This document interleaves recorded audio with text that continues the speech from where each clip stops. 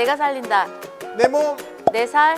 을지 을지 닥터스. 안녕하세요. 의정부 을지대병원 류마티스내과 손창남입니다. 네, 안녕하세요. 의정부 의지대학교병원 류마티스내과 오윤정입니다. 네, 오늘 류마티스내과 손창남 교수님 모시고 통풍에 관한 얘기를 나눠보도록 하겠습니다.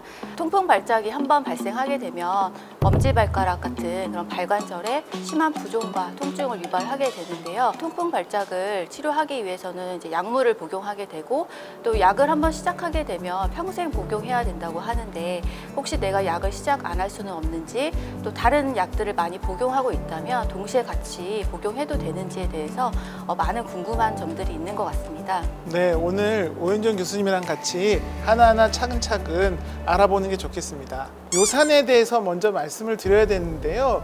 요산은 퓨린이라는 그런 단백질이 몸에서 최종 대사되는 것이 이제 요산이 되겠습니다. 그렇지만 이제 요산이 너무 상승하게 되면 우리가 그것을 고요산 혈증이라고 하는데요. 우리가 학생 때 설탕을 비이컵 물에 녹이는 실험을 했던 것을 기억하실 텐데요. 설탕을 물에 계속 넣어서 막대기로 젓다 보면 이제 녹게 되는데 어느 정도 더 넣다 보면은 이제 녹지 않게 되고 침전하는 그런 때가 오게 됩니다. 요산도 피해서 6.8 정도 이상 농도가 높아지게 되면은 관절에 쌓이게 되면서 통풍 관절염을 일으키게 됩니다. 네, 따라서 고요산 혈증이 통풍을 발작을 일으키기 때문에요. 요산을 낮춰주는 치료를 하는 것이 통풍 치료의 가장 중요한 것이 되겠습니다. 네, 교수님 그러면 통풍 환자들은 어떤 식으로 치료를 하게 되나요? 네, 기본적으로 처음 급성 발작이 생겼을 때에는 통증이 매우 심하기 때문에 통증을 가라앉히는 데 치료에 중점을 둬야 됩니다. 통증을 완전히 가라앉히고 나면 기본적으로 대부분의 경우는 약물 치료를 하게 됩니다. 요산을 낮추는 약을 이제 쓰게 되고요. 네, 그러면 교수님 그 통풍 치료는 수술이나 주사 치료가 아닌 약물 치료를 한다는 말씀이시네요. 통풍이 진단이 되면은 혹시 모든 경우에서 그 약물 치료를 해야 되는 걸까요? 처음에 통풍 발작이 생기면 모든 환자에서 전부 요산 저하제를 사용하지는 않습니다. 처음에 급성 통풍 발작이 생기게 되면요.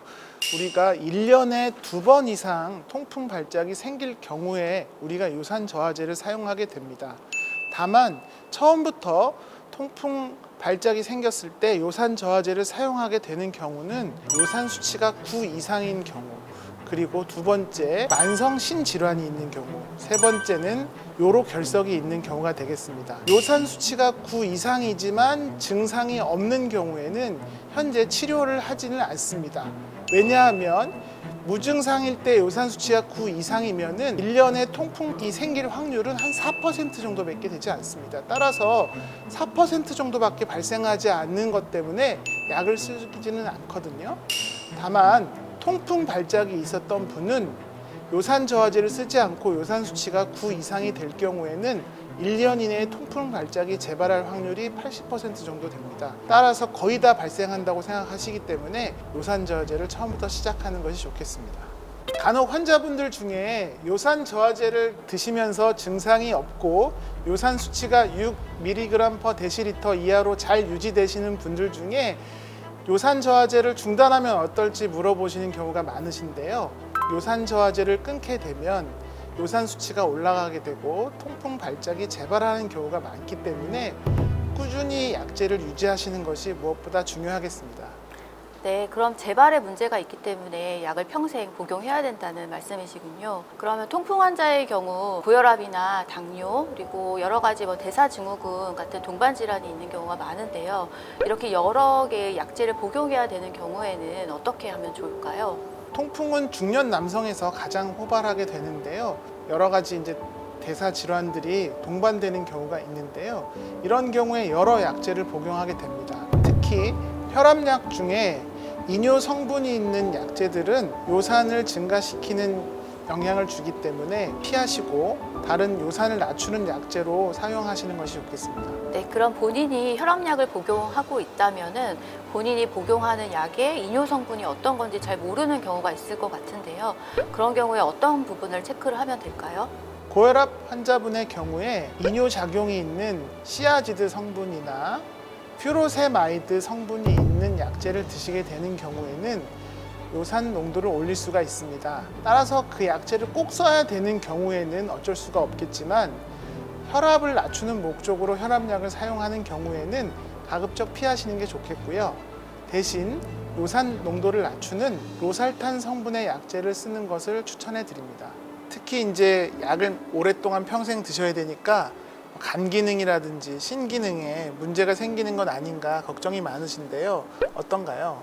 네, 요산 저하제는 간이나 신장으로 대사가 되기 때문에 환자의 기저질환을 고려해서 약제를 선택해서 치료를 하게 됩니다. 그리고 이제 약물 치료를 하는 동안에 주기적으로 혈액 검사를 통해서 신장 수치나 간 수치를 모니터링하게 되고요. 약을 이제 복용하게 되면 대부분의 경우에는 큰 부작용 없이 요산이 잘 떨어지게 되고 통풍 발작이 자주 발생하게 되면 이러한 증상을 조절하기 위해서 소염진통제를 복용하게 되는데요. 이러한 약제들은 신기능을 악화시킬 수가 있고요. 만성 신부전 환자에서는 요산 수치가 높은 경우가 많아서 이러한 경우에는 오히려 요산 저하제를 복용함으로써 신장 기능의 악화를 예방할 수 있다는 보고가 있습니다.